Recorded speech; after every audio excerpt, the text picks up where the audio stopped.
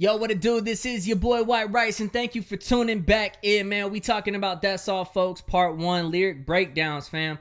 We already on section 7, and this is one of my favorite sections in the whole track. It's the last section before the song flips up. The whole track flips. You know I love you, baby. Tell you the truth, never been a time pussy presented itself that I turned it down. Tired of this goofy ass circus shit from these rappers. I'm ready to hurt a clown. To all the people who told me I never amount to nothing, well if this count for something, I guess you heard of me now. While we're in the circle of trust, I'm like a madman with a gas can, my pencil lit matching, I'm ready to burn it down. And so I knew when I went into this that I had to challenge myself to close this on some real strong, real crazy, real just like touch on some shit, but also reference some shit.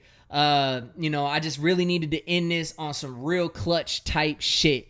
This was my game 6, fourth quarter, needed to perform before going to game 7, which is when the song flips. So with this, I kind of open up. I just came off a whole section alluding to like giving and getting head and shit. So obviously I open up, and mind you, this is again, I wrote this in 2018. This is single-minded me, not in a committed relationship me. Not a single time that pussy's presented itself that I turned it down. That's just some real slick shit. Some real slick shit. Like what would a rapper say? So like that was some real slick shit at the time from single me.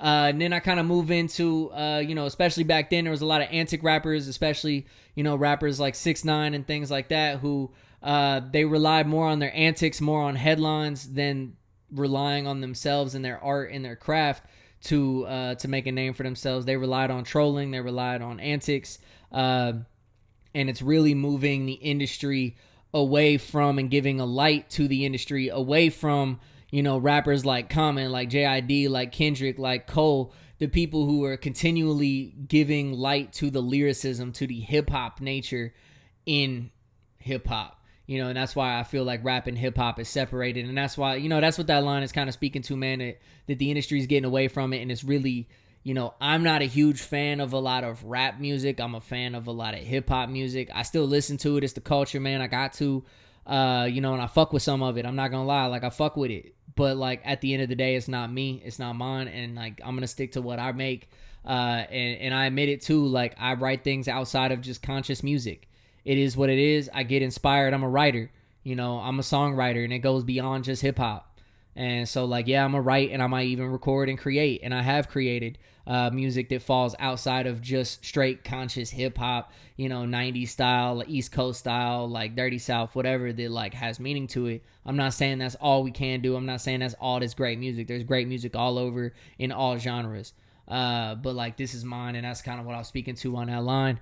Follow up with that, kind of just speaking on my doubters. Like a lot of people kind of doubted me growing up. A lot of people said I couldn't do certain things and whatever, and especially in music, man, a lot of people didn't believe that like I could make anything happen with this game, whether on the business side or on the music side.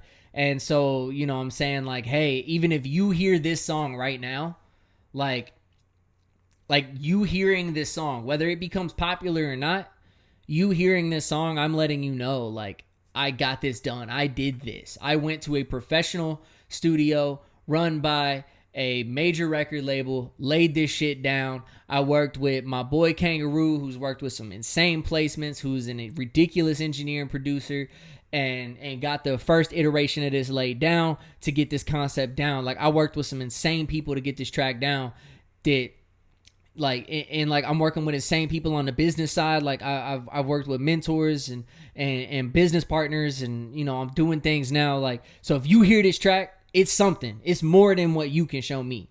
And so that's kind of what I'm saying, man. It kind of speaks onto that first one, chosen to prove myself wrong, chosen to prove you wrong, chosen to prove me right, whoop-de-whoop. This line kind of played off of that too. Just saying like, yo, you heard, guess you heard of me now, fam. And then I kind of ended it, as the transition going into the next part. Like I said, I wanted to really close this section off strongly as I transition into the next area where it gets a lot more direct, a lot more vocal, a lot more controversial. So that's why I'm like a madman with a gas can, my pen's a lit match, and I'm ready to burn it down. I'm kind of letting you know things are about to go down. And that's how this section raps, man. And that's how the first half of this song raps. before going into you hear that kind of the rewinding of the vocals, and then like that smooth music. That's like I call that like the technical difficulties music, the elevator music. It's the waiting music. Like as things are transitioning, that's like the wait music. If I can create a visual when this quarantine is over, that will become a lot more prevalent. But that's what that section is. I'm not going to speak on it after this, but that's like a transition into the next part. It's like technical difficulties, waiting music, elevator music, whatever. But that's it for this section, fam. So thank you again for tuning in. Please keep streaming that up. Please keep sharing that out. Thank you, everybody, for all the streams, for everything that you've done so far. I appreciate every single one of you for every single stream, for every single listen. Thank you so much. Have a good one.